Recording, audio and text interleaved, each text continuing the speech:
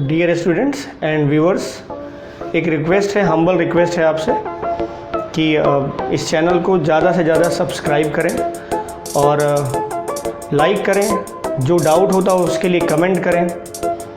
और क्योंकि अप्रिशिएशन किसी भी चीज़ का it is very beneficial for the whole people. जो भी उसमें जुड़े हुए हैं उन सबके लिए बहुत बेहतर होता है। अप्रिशिएट करना किसी चीज़ को वो बेहतर होता है। हाँ, उसमें कमेंट भी किया जा सकता है। कमेंट मतलब उसमें अगर कुछ कमी है तो वो भी कहा जा सकता है। तो please firstly subscribe the channel and press bell button जो आइकन है, और उसमें ऑल कर देंगे तो जो भी न्यू वीडियोस आते रहेंगे वो उसका जो इन्फॉर्मेशन है वो आप तक पहुंचता रहेगा। पहला ये, और उसके बाद उसे लाइक कमेंट और शेयर भी करें more and more. Education is the spreading, education is that the tools which wants to spread throughout the world. हर बच्चे के पास पहुंचा दीजिए। It's very very important, beneficial for the peoples. Thank you.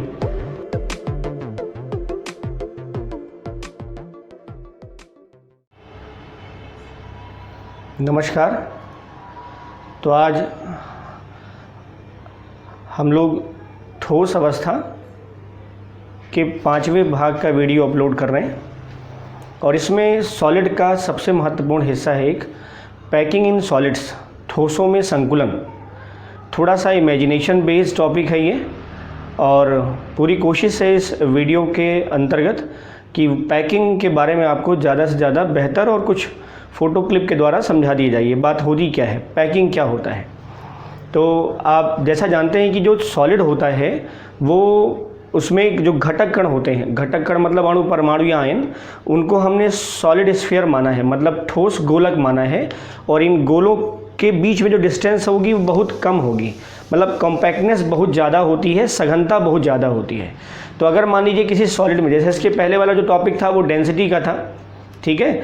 Density वाले topic में अगर आप देखेंगे तो वहाँ सघनता ज़्यादा थी, मतलब जितना ज़्यादा जेड का नंबर होगा वो जो सिस्टम होगा, क्रिस्टल सिस्टम हो, उतना ही ज़्यादा, या क्रिस्टल सिस्टम कह सकते हैं या यूनिट शेल कह सकते हैं।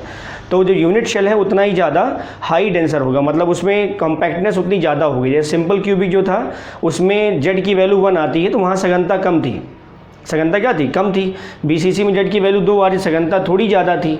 मतलब जो क्यूब का ऑक्यूपाइड जो स्पेस होता है वो ज़्यादातर पार्ट जो है वो ऑक्यूपाइड होता है, मतलब कवर्ड होता है, घेरा गया होता है, या आच्छादित कह सकते हैं इसको।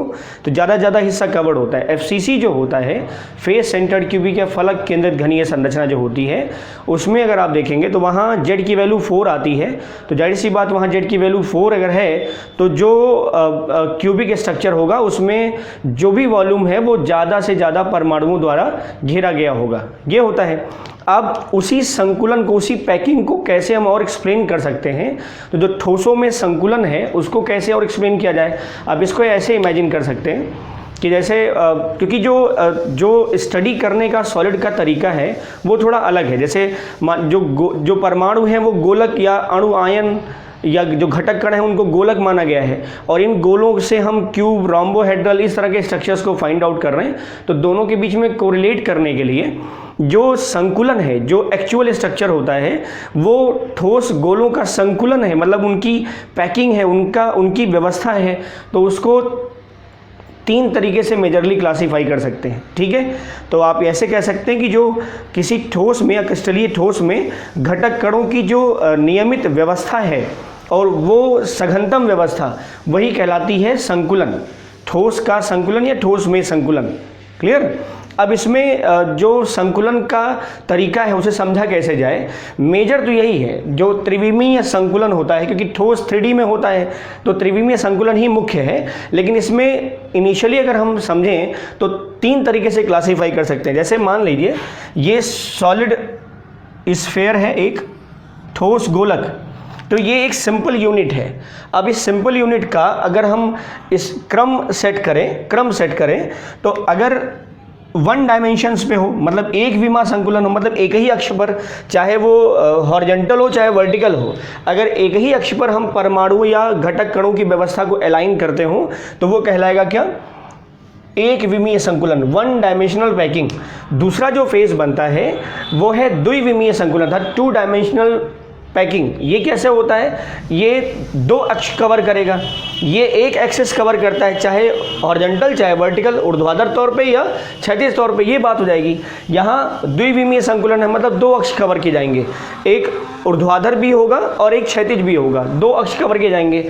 ये वास्तविक संरचना बताएगा जिसमें तीनों अक्ष, मतलब एक्स एक्सिस, वाई एक्सिस और जेड एक्सिस, ये तीनों एक्सिस संकुलन के अंतर्गत देखे जाएंगे।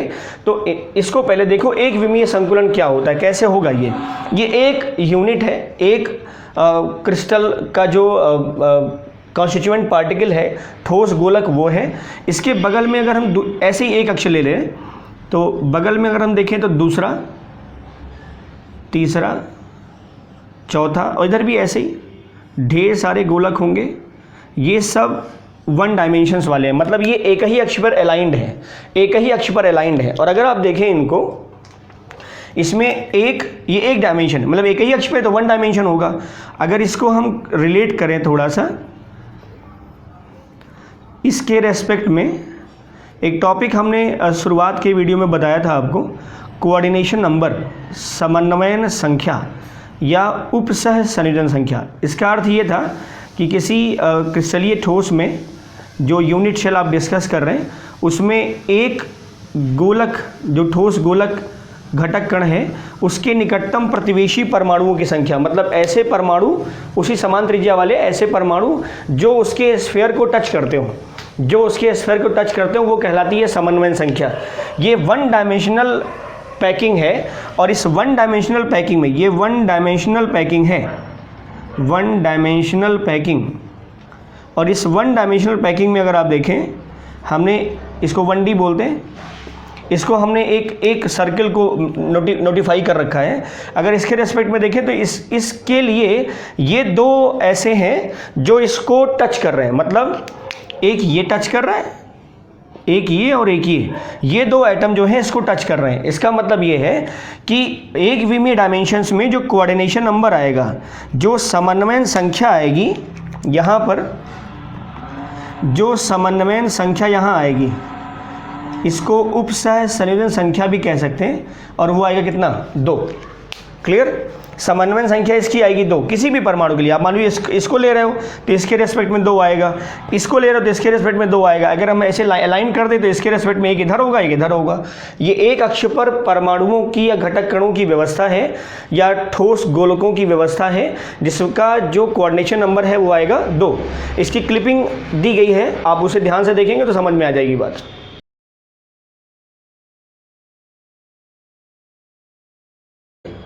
टू डायमेंशनल पैकिंग, ठीक है। इसके पहले था वन डायमेंशनल, एक अक्ष पर, चाहे वो क्षैतिज हो चाहे ऊर्ध्वाधर हो, मतलब चाहे हॉरिजॉन्टल हो चाहे वर्टिकल हो, एक अक्ष पर। उसके रेस्पेक्ट में जो कोऑर्डिनेशन नंबर आया था वो था 2, मतलब अगल बगल केवल 2 ही परमाणु होंगे। चाहे ऐसे रखे जाओ, स्टैकिंग कर दो, एक गोलक, 2 गोलक, 3 गोलक, तो स्टैकिंग में आगे पीछे, ऊपर नीचे आ जाएगा, इधर आगे पीछे आ जाएगा, तो हमेशा कोऑर्डिनेशन नंबर आएगा 2। अब हम 2 एक्सेस ले रहे हैं, मतलब हम लेंथ भी ले रहे हैं और ब्रेथ भी ले रहे हैं। तो अगर उस केस में हम देखें तो वहाँ ठोस गोलक परमाणुओं का जो पूरा संकुलन आएगा उसे हम कहेंगे 2 डायमेंशनल।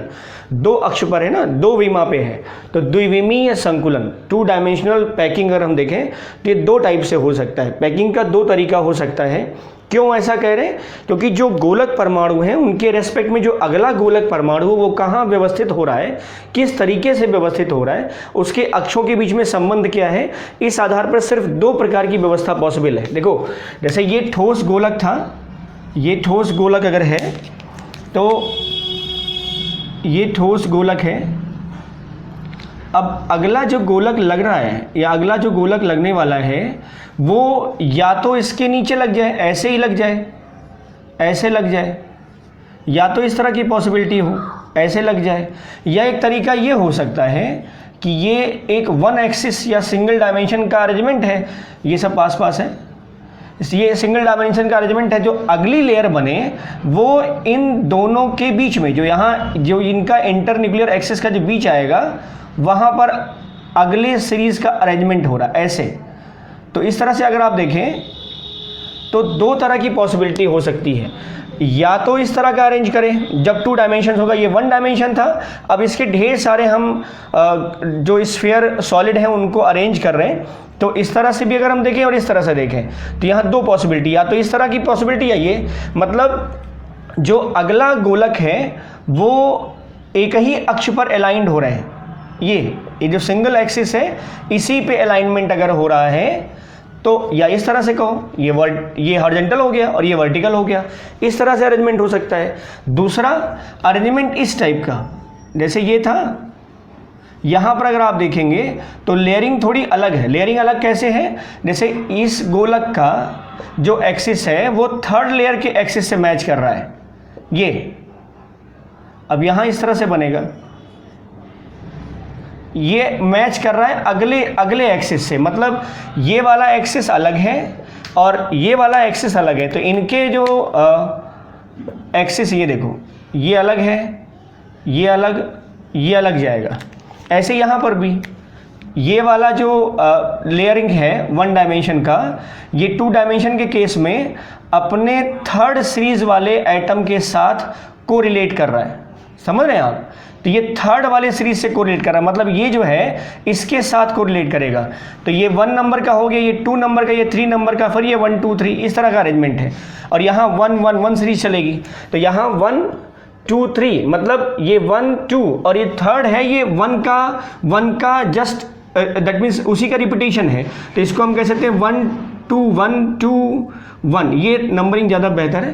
1 2 1 2 इस तरह का लेयरिंग है। ये एक सिंगल प्लेन की बात हम कर रहे हैं, ये दोनों, ये सब एक ही तल पे अरेंजमेंट है इस तरह का। अगर ये 1 1 टाइप का, मतलब जितने भी गोलक परमाणु आ रहे हैं सबका जो एक्सिस है, जो सबका सेंटर है वो सेम एक्सिस पे अलाइंड है, तो इस तरह से एक अरेंजमेंट ये हो सकता है। दूसरा अरेंजमेंट ये है कि 1 2 1, मतलब पहला और तीसरा लेयर जो है वो एक दूसरे के सेम एक्सिस पे है, ऐसे दूसरा और चौथा एक दूसरे के सेम एक्सिस पे अलाइंड है। तो दो तरह की पॉसिबिलिटी हो सकती है अगर हम 2 डायमेंशन पैकिंग देख रहे हैं तो। 2 डायमेंशन पैकिंग सिर्फ 2 टाइप का हो सकता है, एक बोलते हैं वर्गाकार निबिड़ संकुलन और एक बोलेंगे षटकोणीय निबिड़ संकुलन। निबिड़ मतलब क्लोज, ज़्यादा सघन हो गया है, ठोस में वैसे ही घटक कण बहुत पास होते हैं, तो इसको हम क्लोज पैक्ड बोल रहे हैं, मतलब जो ऑक्युपाइड स्पेस होगा वो ज़्यादा होगा। तो एक वर्गाकार और एक होगा षटकोणीय। वर्गाकार मतलब स्क्वायर टाइप का होगा और एक हेक्सागोनल टाइप का होगा। अब स्क्वायर टाइप का कैसे होगा, देखो यहाँ ये अरेंजमेंट है जिसमें एक्सिस जो है वो सबके अलाइंड है, ऐसे देखो सबके एक्सिस अलाइंड है। अगर हम मिला दें इन सबको तो सबके एक्सिस क्या होंगे, अलाइंड होंगे, सबके एक्सिस अलाइंड है, एक साथ लगे हुए एक ही अक्ष पर। दूसरा अरेंजमेंट है ये षटकोणीय।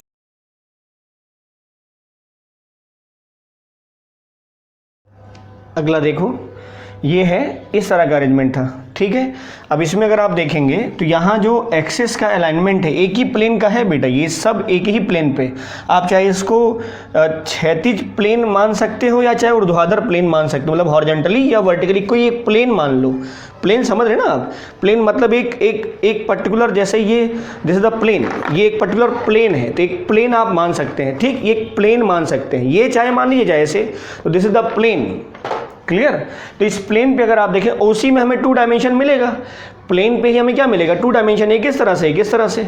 अगर हम नीचे की बात करें तो एक इस तरह से एक इस तरह से, तो 2 डायमेंशन प्लेन हमें चाहिए। तो उस पर अरेंजमेंट जो है वो इस तरह से है कि जो पहली एक एटॉमिक जो स्टैकिंग हुई है, घटक कणों की जो स्टैकिंग है जो एक साथ लगे हुए हैं, उसमें जो अगली लेयर है वो उन 2 स्फीयर जो सॉलिड हैं वो जहाँ अरेंज हो रहे हैं, वो जहाँ टच कर रहे हैं वहाँ पर उनका जो अगली लेयर का स्फीयर है वो आ रहा है। ये दोनों जहां अटैच हो रहे हैं तो इनका सेंटर इससे मिल रहा है, इससे मैच कर रहा है, ठीक है। और इसमें भी अगर आप देखेंगे तो लेयरिंग इसके ऊपर अगर है, जैसे मान लीजिए इसके ऊपर चाहे हम इसके नीचे बना देते हैं। अब ये है इस तरह का अरेंजमेंट है, तो 2 ही पॉसिबिलिटी हो सकती है, जो द्विविमा है, 2 डायमेंशंस में जो अरेंजमेंट है ठोस गोलकों का, वो इस तरह से 2 ही रूप में ये अरेंज हो सकते हैं, ठीक है। तो अगर आप देखेंगे तो ये पहली और तीसरी लेयर सेम है, दूसरी और चौथी लेयर सेम है, पहली और तीसरी लेयर सेम है, दूसरी और चौथी लेयर सेम है, तो इसको क्या बोलते हैं 1 2, फिर 1 2, अगला 1 2, इस तरह का पैटर्न बनेगा। ठीक है, इसको बोलते हैं षटकोणीय निविड़ संकुलन। कैसे होगा वो भी हम आगे देखेंगे, लेकिन ये दो अरेंजमेंट दिखा रहे हैं, एक ये अरेंजमेंट और एक ये अरेंजमेंट। एक है वर्गाकार निविड़ संकुलन और एक है षटकोणीय निविड़ संकुलन। ठीक, स्क्वायर क्लोज पैकिंग और ये हेक्सागोनल क्लोज पैकिंग। अब देखो जरा इसमें क्या है, इसमें आ जाओ। अब इसे वर्गाकार क्यों कह रहे हैं, देखो यहाँ अगर इसको हम यहाँ पर इस जो हमने ये रेड कलर से कर रखा है पिंक से, उसको अगर आप देखो उसके रेस्पेक्ट में कितने एटम टच कर रहे हैं। एक ये टच कर रहा है, ये टच कर रहा है, ये टच कर रहा है और ये टच कर रहा है। मतलब ये वाला एटम टच कर रहा है 1, ये वाला आइटम टच कर रहा है 2, ये वाला आइटम 3 और ये वाला आइटम 4 कर रहा है। इसके रेस्पेक्ट में 2 डायमेंशन है, इसके आगे और इसके पीछे कुछ नहीं है। अभी सिर्फ 2 डायमेंशन है। ठीक, 2 डायमेंशन में बात कर रहे हैं, तो इसके रेस्पेक्ट में कोऑर्डिनेशन नंबर हमें क्या मिलेगा, जो कोऑर्डिनेशन नंबर है वो क्या मिलेगा, यहाँ पर इस पिंक के रेस्पेक्ट में कोऑर्डिनेशन नंबर मिलेगा हमें 4। देखो 1 1 2 3 और 4, यही 4 एटम तो इसको टच कर रहे हैं। ये वाला एटम इसके स्फीयर में के संपर्क में नहीं है ना, और ये भी संपर्क में नहीं है। इस पर्टिकुलर जो पिंक वाला हमने कलर कर रखा है उसको टच करने वाले केवल 4 एटम है 2 डायमेंशंस में, 1 2 3 और 4। ठीक, तो इसका कोऑर्डिनेशन नंबर क्या आएगा 4। अब इसे हम वर्गाकार क्यों कह रहे हैं, स्क्वायर क्यों कह रहे हैं, देखो अगर हम ये मिला दें ये, तो ये वर्गाकार स्फीयर बनेगा। तो वर्गाकार इन जो एटम जो इसके नेबरिंग एटम्स थे, नियरेस्ट नेबरिंग एटम्स जो कोऑर्डिनेशन नंबर में पार्टिसिपेट कर रहे हैं, जो एक ऐसे थे जो कोऑर्डिनेट कर रहे हैं इन सबको, उसके अगर सेंटर को हम मिला दें तो एक वर्गाकार स्ट्रक्चर बना ना, इसलिए बोलते हैं इसको स्क्वायर क्लोज पैकिंग। ठीक, अब इसमें एक चीज़ और देखो, इसमें जो संकुलन होता है, मतलब जो सघनता होती है, संकुलन प्रतिशतता हम कह दें, इसमें ये होती है 52.4%। 52.4% जो पोर्शन है वो ऑक्युपाइड होगा। मतलब ये वाला हिस्सा खाली पड़ा है, ये वाला हिस्सा देखो खाली पड़ा है, ये वाला हिस्सा देखो खाली पड़ा है, ये हिस्सा खाली पड़ा है, ये हिस्सा खाली पड़ा है। ठीक है, तो किसी भी रेडियाई का एटॉमिक अगर कॉन्स्टिट्यूएंट पार्टिकल्स है उनका अरेंजमेंट इस टाइप का होता है, जिसमें सारे के सारे जो कॉन्स्टिट्यूएंट स्फीयर्स हैं अगर वो एक ही एक्सिस पे अलाइंड है, तो वो जो स्क्वायर क्लोज पैकिंग स्ट्रक्चर बनेगा उसमें केवल 52.4% जो हिस्सा होगा वो ऑक्युपाइड होगा किससे, उस स्क्वायर का 52.4% हिस्सा कवर होगा सॉलिड से। देखो कैसे कवर होगा, ये पोर्शन कवर हो रहा है, ये पोर्शन कवर हो रहा है, ये वाला पोर्शन कवर हो रहा है, ये वाला पोर्शन कवर हो रहा है, ये पोर्शन कवर हो रहा है, ये पोर्शन कवर हो रहा है, और ये जो पिंक वाला है वो भी पोर्शन कवर हो रहा है। ये जो पोर्शन है ये that portion, this is empty portion. तो इम्पटी पोर्शन क्या आएगा, मतलब रिक्त स्थान कितने आएंगे इसमें, तो रिक्त स्थान जो आ रहे हैं वो हैं कितना आएगा 47.6%, 48। ठीक है, तो ये हो गया कितना 47.6% जो है वो रिक्त स्थान होगा इस स्क्वायर के लिए, और 52.4% जो पोर्शन है वो फिलअप होगा किससे, ठोस गोलक परमाणुओं के हिस्से से। इतना ये पोर्शन 1 2 3 4, जाहिर सी बात ज़्यादा लग रहा है आपको दिख रहा है, ये पोर्शन पूरा कवर्ड होगा। ये जो हमने ब्लू कर रखा है ये भी कवर्ड है, ये जो बीच में लगा है ये इम्पटी पोर्शन है, इसमें कोई परमाणु का घटक या जो स्फीयर है वो नहीं है, ये खाली स्थान है। तो ये खाली स्थान है वो परसेंटेज वाइज 47.6% है। संकुलन हेक्सागोनल क्लोज पैकिंग। ठीक है, अब हेक्सागोनल क्लोज पैकिंग का अरेंजमेंट ये था। अब इसमें हेक्सागन कैसे बन रहा है, देखो ये जो पिंक वाला लिया है इसी को नोटिफाई, मतलब इसी जैसे जब आप कोई स्ट्रक्चर डिफाइन करोगे तो कोई एटम या कोई जो कॉन्स्टिट्यूएंट पार्टिकल्स है उसी के रेस्पेक्ट में सारी बात करोगे ना आप। तो वही हमने एक एटम ले लिया, अब ये चाहे यहाँ ले लो यहाँ ले लो, अब यहाँ ऊपर वाला क्यों नहीं ले रहे हैं, अगर हम ऊपर वाला लेना पड़ेगा हमें तो हमें इसके ऊपर भी जो स्टैकिंग है वो दिखानी पड़ेगी। तो कोई एक ऐसा कॉन्स्टिट्यूएंट पार्टिकल लो जिसके चारों ओर एटम का अरेंजमेंट दिख रहा हो। अगर आप कॉर्नर या ऊपर साइड का लेंगे तो आपको दूसरे फिर स्टैकिंग दिखानी पड़ेगी, अगर हम नीचे लेंगे तो सब हमें सारे स्टैकिंग दिखानी पड़ेगी। तो अल्टीमेटली जो अरेंजमेंट है वो ऐसे ही तो होगा।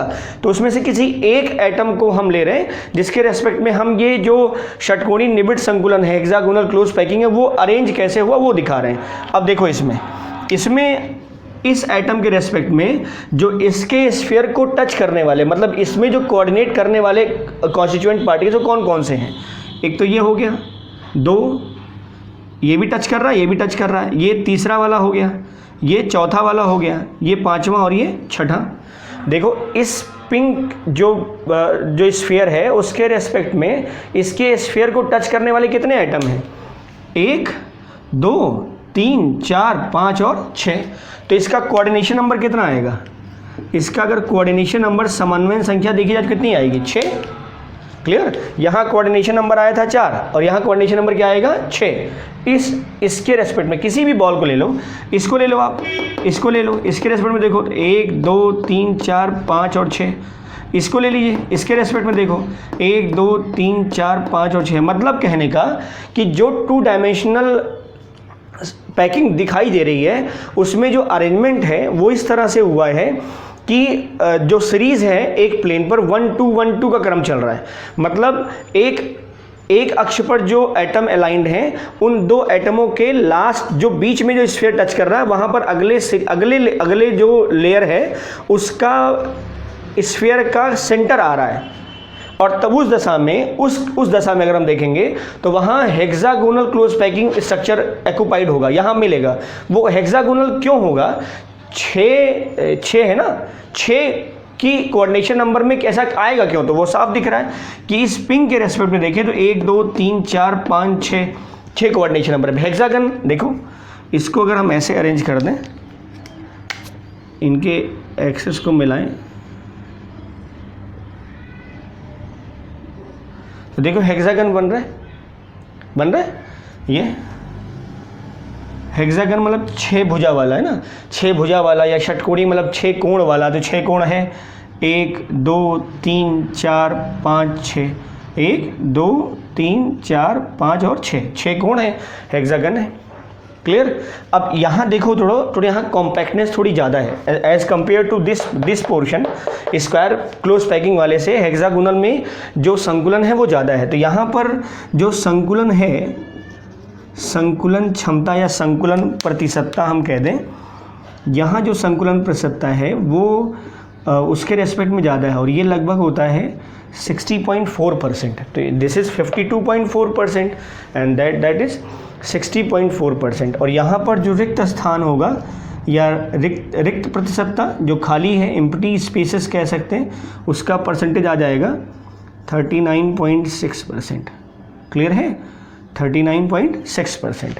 तो अब ये मत समझिए कि ये अरेंजमेंट है, एक्चुअल जो सॉलिड का स्ट्रक्चर होता है वो ये होता है। ठीक है? तो इसकी भी हमने कुछ फोटो क्लिप डाल रखी है, उसे भी ध्यान से देखेंगे। Thank you.